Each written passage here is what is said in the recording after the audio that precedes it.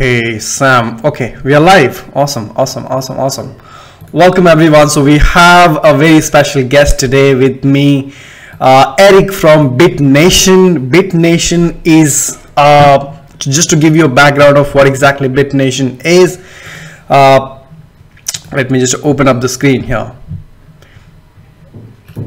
Okay, in the meantime, I will just wait for some people to join in. Erik, thank you so much for taking time out and coming on the show. I'm just setting up the screen so that we are all visible to the viewers. So BITNATION is the world's first decentralized, borderless, voluntary nation. Now, the topic itself, the subject itself is very exciting and very interesting. And here is an opportunity for me to learn more about what exactly BITNATION is from Erik. I'm very excited about this project. Let's see who all is there in the chat today. Okay, we have like 10 people watching right now. Okay, so we have borderless voluntary nation. Sam D, Techno, Manju, Sumit, all in one, Nikhil, Andy. Great. Thank you so much everyone for joining. Erik, welcome again. Hi everyone, thanks for tuning in. Great. So before we begin, of course, I'm very excited about what BITNATION is. But before we begin, can you give us a brief introduction of who you are and how are you associated with BITNATION, and then slowly we'll move on to BITNATION, understanding what exactly BITNATION is. Sure. So my name is Erik Vollstädt. I'm BITNATION's lead ambassador and community director, and I joined BITNATION in early 2015. So already 3 years ago, and the first 2.5 years I was working as a volunteer and helping and like giving talks. I created the blog, wrote articles, translated contents, gave interviews, and yeah, I was basically a global ambassador. And at some point now BITNATION began to scale, and they gave me an employment opportunity. And now I can travel all over Europe and now even to Latin America to organize BITNATION meetups and events. And so basically about my background, I, through various reasons, came to libertarianism and to the Austrian School of Economics, and began to look for ways how to opt out from our, let's say, banking system and from our political system. And I was wondering, like, how can you achieve this? Like, if you want to change something from the democratic political system, you always end up being compromised, like we see with Rand Paul or other libertarian parties. Whenever they want to get more power, let's say, they will give up on their principles. So to be consistent, you would have to look for other ways. So another way would be to look for a piece of land that has not been occupied by a government, for example, Liberland. So Liberland created, let's say, a new constitution with their own ideas and principles in a piece of land that was not, let's say, declared territory of any of the militaries of the world. And but this solution requires that people are flexible and can move geographically. But all of this also implies that you leave behind your culture, your language, your family, your friends, your work. So there's many obstacles in a geographical opt-out, and you have to basically rebuild society from zero, from nothing. When people build up the new society like Liberland, they have to basically build up the whole infrastructure. But a much more promising approach would be that they can opt out without having to move, to just stay where they are right now and to opt out virtually. And this is what BITNATION is about. And through Students for Liberty in Ghana, I was told about BITNATION, and I was first quite skeptical. But then I realized, wow, this is really the way how to implement my ideas and how to create a new paradigm of a market of governance service providers that are completely independent from nation states.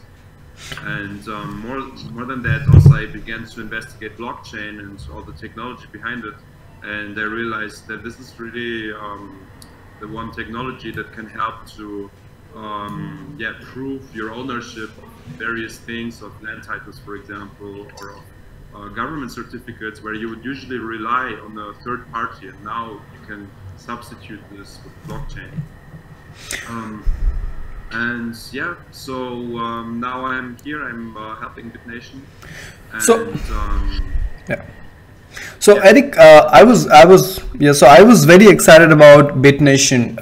For me, so the last time I got excited about any project was Bitcoin, because Bitcoin was a different world altogether. For the first time ever in the history, we had a democratized money.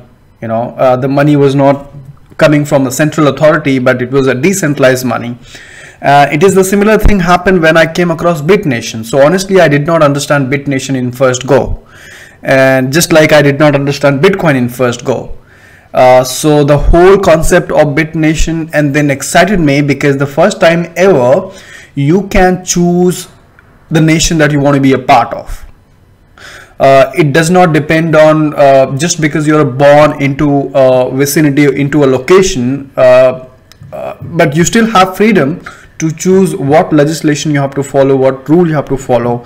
And then the first time ever the governments are competing among themselves for the citizens, right? So that has never happened before, and this is happening for the first time with BitNation.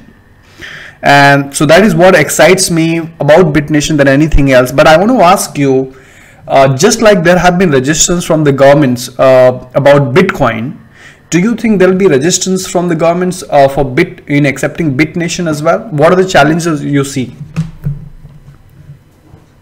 So first of all, I have to say that we already had a collaboration with the government of Estonia for building up their e-residency program and the notary. Mm-hmm. So I would say there's two approaches. Like the one approach that we've already seen with Bitcoin is just from the start say this is illegal, this is prohibited, people should not use it, people should only use the government money or the government services. But several smaller nations gradually start to understand that this is a way how to compete internationally with other nations, because Estonia also faced the problem of mass labor, like the outflow of labor, because people wanted to work in UK or in other countries, and they had to become more attractive for investors and for people to work there again. So they started to rebrand themselves and to go the step to become digital and to offer services voluntarily, because no one is forced to use the e-residency program of Estonia. Anyone outside of Estonia can just choose to register their company in the Estonian tax law, and without having to live there or without being able to actually enter the Schengen area. So this is already one step far beyond the conception, let's say, of all the other nation states that say their services can only be offered within their geographic boundaries. So I think the way to go to also get more, to be more recognized in the international community would be by collaborating with several nation states that want to make the step to offer their services voluntary outside of their borders. And by this, we already have a win-win situation where they get a higher, let's say, tax base, because the people pay for the services and they might have financial problems, so they get an additional revenue source. And on the other side, BitNation has a higher potential pool of users and also is more recognized internationally. So I think this is one approach how to face this problem. But of course, for the moment, we don't have the reputation, let's say, in order to approach nation states. So for the moment, I think the like typical, let's say, also crypto anarchists approach is to enable people to use our services pseudonymously, so they can interact with others on our platform without having to give away their real identity to protect them from government retaliation. So yeah, this is like a twofold problem. I think on the first phase we will have to focus mostly on securing people's identity and giving them the tools like high-end cryptography in order not to be compromised by the governments. But then over time, when we have enough people using our platform, we can approach more nation states in order to collaborate and to be more recognized and to offer more services, actually. Because when you are limited to this kind of pseudonymous interactions, you cannot, for example, move physical goods. You have a problem with this because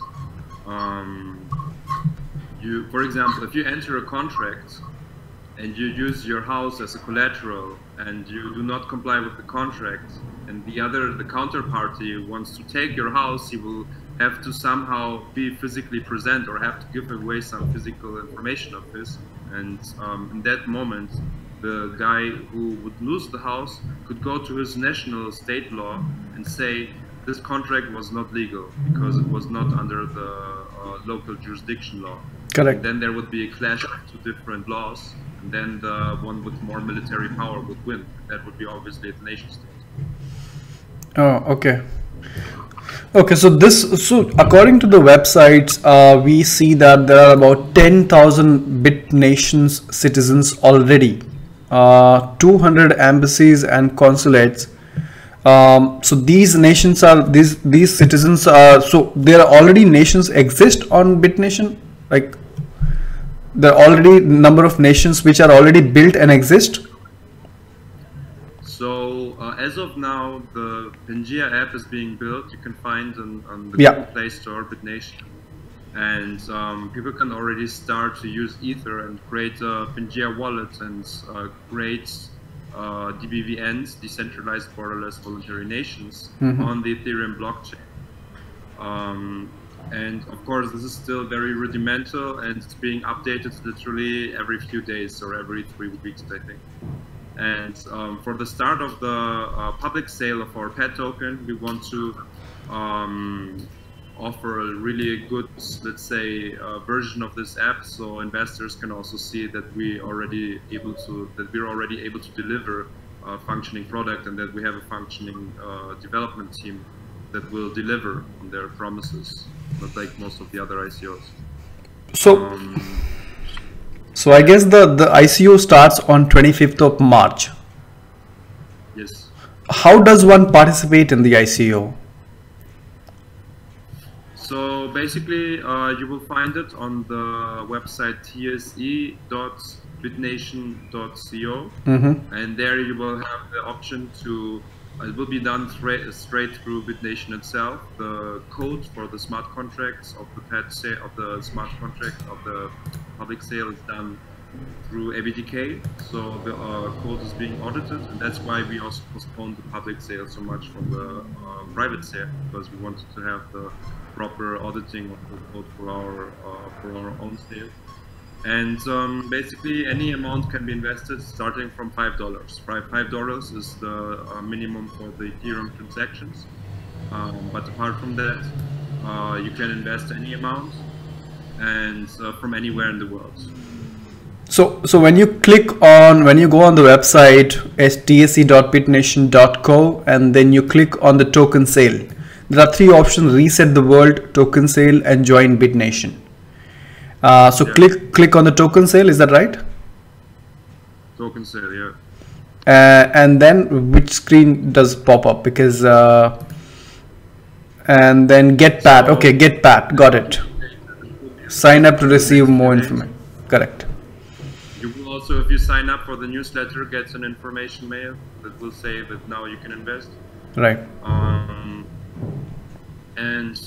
Yeah, you can stay up to date also on Facebook, on BitNation Pangea, on our Facebook page, and like you can already read through the white paper. Now we're also releasing a new version of the white paper, right? And we will also later this year release a yellow paper, a bit more technical about the token architecture. Okay, we already have a light paper already, a BitNation, a global marketplace for governance. We have a light paper ready. We have a white paper, but both of these will be updated now. Okay. Now let's talk about the advisory board. So one of the things that I found which is very interesting about BitNation is most people on the advisory board and also in the team are Bitcoin maximalist.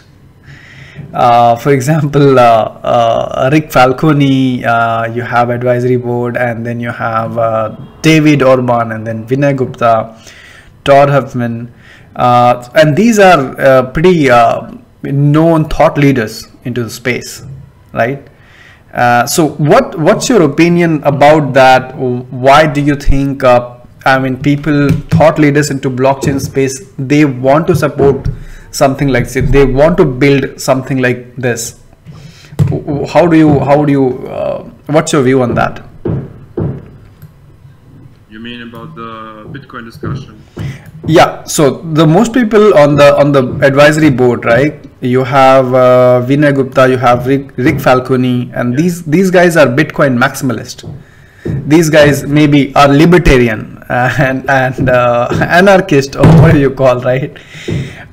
So how do you what would you say? What would be your comments? And why do they want to build something like this? Why is there a need of something like BitNation today and in the future? So let's say the general problem in the world is that we have an oligopoly of states that imposes their services based on where you have been born. So just by being born in Germany, India, or Argentina, you have to accept the local laws, the social contracts that was made long before you were born. You have no choice to choose different competitor or any other service provider apart from going to another monopoly. Because yeah, we everywhere you go, you live in a geographic monopoly of governance services, and as you learn in economics classes, monopolies are always bad for the customers, of the citizens. So yeah, the monopolies can raise the prices or offer low quality services, and they will always be sure that they will get the same revenue stream because they have a monopoly and people are forced to use their service. Even more than monopoly, people have to buy or consume their services if they want to or not. It's called taxes. So if you don't pay taxes, you go to jail. So they have no competition and no incentive to really change something. I mean, every 4 years you can change, let's say, the head of this machine, but the general structure of the apparatus doesn't change. For example, the court system. The court system doesn't change. The people who work in there will work there until they retire. They will be sure of their position, whether their customers, the people who actually have disputes, whether they're satisfied or not. And this is a big problem. This is something that we're solving with Pangea. So Pangea basically offers you to create contracts and agreements, smart contracts on the Ethereum blockchain, and to have an integrated market for dispute resolution. So there will be arbitrators competing for reputation, trying to satisfy their customers rather than in today's court system. And also the settlement of disputes is much faster and cheaper than what you would have to pay today if you have disputes in the court. I mean, all the money you would pay for a lawyer, the long process of actually having a judge talking to you, or having the whole court agreement and so on. I mean, it takes much time, and also the sentence, or like the final outcome of this court process, is mostly not satisfactory for both parties. I mean, specifically if it's little companies like family companies or like one-man companies, you usually have problems in this situation. You would rather try to find a private solution than to go to court. But now you can use blockchain, you can use Pangea to have a market of arbitrators who are specialized in specifically the problem that you have, or that's for this kind of agreement that you have, and you can modify the law basically for your agreement, which was not possible before. So there will be also a market of smart contract templates, and they will also have a reputation. So people who create laws, basically, they will have an incentive to upgrade the security of their contracts, to upgrade the business logic, the laws themselves, in order to also get something back, because people have to pay in order to create contracts. And yeah, it's like economic evolution of laws. It's basically how the civil law of, oh no, I'm not, I think the common law of the UK came to existence. How merchants were interacting and actually had agreements between each other. Later on, the government adopted these policies, but actually it came about from the market itself. And now we will have a market for laws. So that's the very infrastructure that we need in order to provide any governance services. You need to have the legal backbone. You need to have the legal infrastructure, the ID and reputation system, and dispute resolution in order to provide any other service. Based on that, we will have a market, a DApp market, or DApp store, let's say, of governance services. So people can build their own DApps and promote them and offer them on our app market, let's say. So yeah, what you have now with Pangea is just the very beginning of something much bigger. Now we focus, of course, on legal services, but the promise is, let's say, that you will have all sorts of governance services like healthcare, I don't know, unemployment insurance, basic income, education, like all of these things will be provided on blockchain. So how does one participate? So a citizen from any country, all that they have to do is they have to download the app, Pangea app on the phone, and be a part of it? So the Pangea app is being continually updated. So it might be that from one version to another, there might be some bugs or some fixes. I think around the date of the launch of the public sale, we will have a much more definite app, I would say. Of course, this will it keeps being updated, but still, I would say the best thing is to follow us on Facebook and to also sign up for the newsletter to receive a notification when we have like important upgrades or when there's when the public sale starts. Okay, so there is one question in the chat, Erik, that says, how will you handle in reality the regulations from all the governments, the local? So basically, the first approach right now is to do everything pseudonymously. So also when the contracts that are done on Pangea do not abide with the local laws, they should not know about it, because we use a high-end cryptography. We create our own mesh network, which is called Pantalassa, like the ocean around Pangea, the continent. And it should be also safe against hacks from quantum computers. So we really have a high-end cryptography for our communications. So you should not be compromised, let's say, by local jurisdiction. But of course, in the long run, we will need to use, let's say, diplomatic ambassadors who will negotiate with nation states, so that also our laws and agreements will be accepted by local nations. But this is more something for the long run, I think. Now, for the beginning, we need the stable user base in order to be even able to talk to them. So for the beginning, I would say we need to really focus on showing everyone how to use our services in a way without giving away their identity. Yeah, I saw some notary services also already being done on BitNation, some notary and others, right? So these services are already active. You need to know that much of this was done in the past. And for the notary, I think this will also be moved to the Pangea app, and there will also be a web client. It will not only be for mobile. But I think the website itself, the normal BitNation.co website, it will be shut down during the token sale, because it's a security threat, because it's built through WordPress. and we want to secure that no one is like hacking it and giving false information. And also the general like citizen registry, nation registry, and embassies and consulates. All of this should be moved to the app.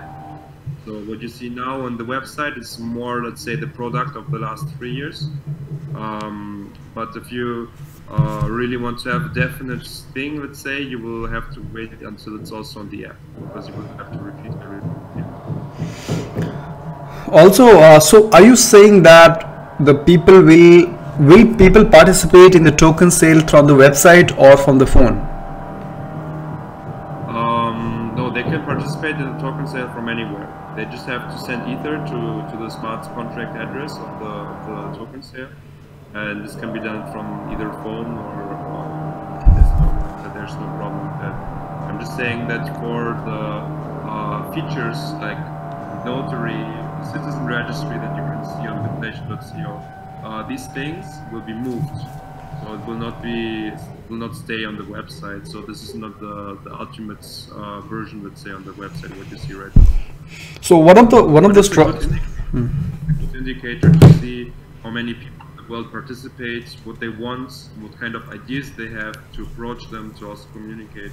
So let's say it's a first, let's say, demo or like a pilot where you can see, okay, so many people want to build something new. But if you want to have the definite solution that is also timestamped on a blockchain, you will have to do it through the app. So I also think that just because the cryptocurrencies and Bitcoin has been invented, slowly these governments will also lose their power.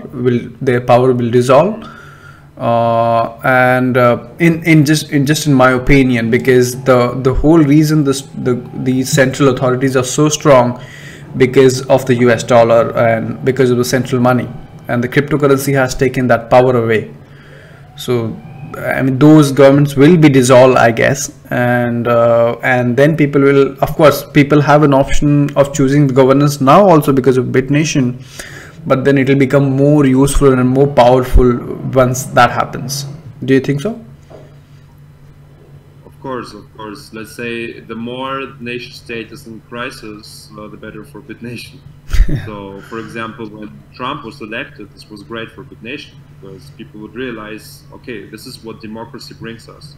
This is what the current political system brings us. Or also the Brexit. I mean, these kind of things and movements, people more and more realize that democracy is the tyranny of the majority, and that it does not protect the freedoms of the individual. And also this project has been building right from 2014, so it's been pretty long time, that well thought project and well executed project. I mean, still there's so much that needs to be done, and a very strong team behind it. So I mean, like I said, it's one of those things that excited me after Bitcoin.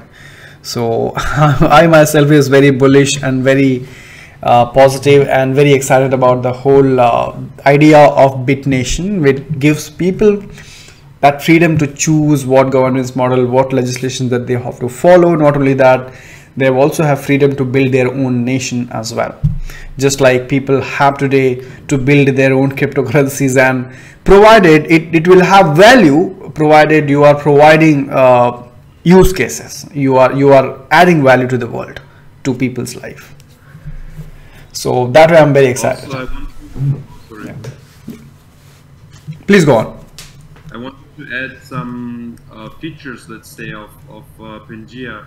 So this mesh network that we're creating, it's both. It works off-chain because we created the mesh network because we think that if all the communication and all the internal, let's say, interactions would be public on a blockchain, it would compromise the security of our citizens. So that's why we created our own mesh network with high-end cryptography, because we think it would be better to do these things in a private way and to save the privacy of our citizens. And because we also see a threat of privacy more and more in today's social networks and government surveillance and so on. And also the mesh network is not only off-chain, but it also works offline. because we build it in a way that is delay tolerant. So, for example, in Ghana, someone makes a contract, they can do so maybe even if they have no internet. They can just use a local relay network. For example, there are like some sort of relays that can, in a, let's say, 20 kilometers radius, send a signal that people can use that is not internet, but people can communicate to each other. If they have smartphones and they have an India app, they can already make encrypted agreements, and whenever someone from their local network connects to the internet again, it will automatically synchronize with the rest of the network. So they can both operate simultaneously, like the online and offline network. And we built this in a way because we know that especially in developing countries where poor and bad governance is provided, and people really need BitNation, we wanted to create the mesh network in a way that can also be used there.